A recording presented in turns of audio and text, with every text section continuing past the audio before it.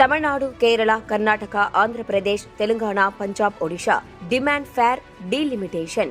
தொகுதி மறுசீரமைப்புக்கு எதிரான கூட்டு நடவடிக்கை குழு கூட்டம் தொடங்கி நடந்து வருகிறது. தொடர்ந்து அந்தந்த மாநில முதலமைச்சர்கள் தங்களது கருத்துக்களையும் பரிந்துரைகளையும் தெரிவித்து வருகிறார்கள். இது தொடர்பாக பேசுவதற்காக செய்தியறையில் இருந்து இணைந்திருக்கிறார் செய்தியாளர் திலகவதி. திலகவதி, இனி நீங்க தொடரலாம். நன்றி பிரியதர்ஷினி. மிக முக்கியமான ஒரு நிகழ்வு, முக்கியமான ஒரு நாள்ல நம்ம இந்த நேரலையை நடத்திக்கிட்டு இருக்கோம். முதலமைச்சர் மு.க.ஸ்டாலினுடைய அந்த தொடக்க உரை அப்படின்றது முக்கியமான ஒரு சில அம்சங்களை உள்ளடக்கியது அப்படின்றதை நம்ம பார்க்கலாம். அதனை தொடர்ந்து இப்போ மற்ற மாநில முதலமைச்சர்களும் பேசி வருகிறார்கள். ஒவ்வொரு கட்சியினுடைய முக்கிய தலைவர்களும் பேசுவார்கள். அவர்களுடைய பரிந்துரைகள் என்ன, தொகுதி மறுசீரமைப்பு, அதுவும் ஃபேர் டீலிமிட்டேஷன் அப்படின்ற அடிப்படையில், அதாவது தொகுதி மறுசீரமைப்புக்கு எதிரானவர்கள் நாங்கள் அல்ல, இது அதற்கு எதிரான போராட்டம் அப்படின்னு எடுத்துக்கொள்ளக்கூடாது, எங்களுக்கு ஃபேரான ஒரு டீலிமிட்டேஷன் வேண்டும், நியாயமான தொகுதி மறுவரையறை என்பதுதான் இந்த கூட்டத்தினுடைய நோக்கமாக இருக்கிறது, அதனைத்தான் வலியுறுத்துகிறோம் அப்படின்னு தொடக்க உரையிலேயே முதலமைச்சர் மு.க.ஸ்டாலின் சொல்லியிருந்தாரு. மற்ற மாநில முதலமைச்சர்களோட மற்ற கட்சிகளுடைய பரிந்துரைகளையும் நீங்க இதற்காக வழங்க வேண்டும் அப்படின்னு கேட்டிருக்கிறாரு.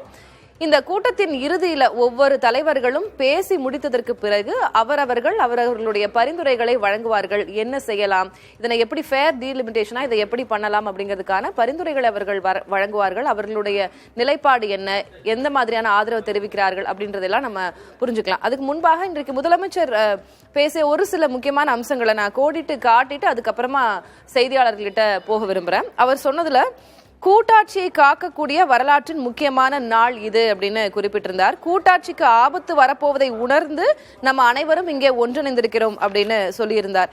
என்ன இஷ்யூஸ் அப்படின்னா, சொந்த நாட்டிலேயே நாம் அதிகாரமற்றவர்களாக மாறி விடுவோம், நமது தொகுதிகளின் எண்ணிக்கை குறைந்தால் எண்ணிக்கை தான் அதிகாரம் அப்படின்னு பேசியிருந்தார். 8 to 12 தொகுதிகளை தமிழ்நாடு இழக்கும் அபாயம் ஏற்பட்டிருக்கிறது அப்படின்னு சொல்லியிருந்தாரு. நிதி பெறுவதில் சிக்கல் இருக்கும். ஏன்னா நமக்கு தொகுதிகள் குறைந்து விட்டது அப்படின்னா நம்ம மத்திய அரசு கிட்ட இருந்து பெறக்கூடிய நிதி அப்படின்றது ஏற்கனவே நிதி கொடுக்க மாட்டேன்றாங்க, இதுக்கப்புறம் நிதி பெறுவதில் சிக்கல் ஏற்படும் அப்படின்னு சொல்லியிருந்தாரு. தொகுதி மறுவரையறைக்கு எதிரானவர்கள் நாங்கள் அல்ல, நியாயமான தொகுதி மறுவரையறையை வலியுறுத்துபவர்கள் அப்படின்னு சொல்லியிருந்தாரு. அதற்கு பிறகு துணை முதலமைச்சர் உதயநிதி ஸ்டாலின் என்னென்ன இஷ்யூஸ் இருக்கு அப்படின்னு பட்டியலிட்டு பேசியிருந்தார்.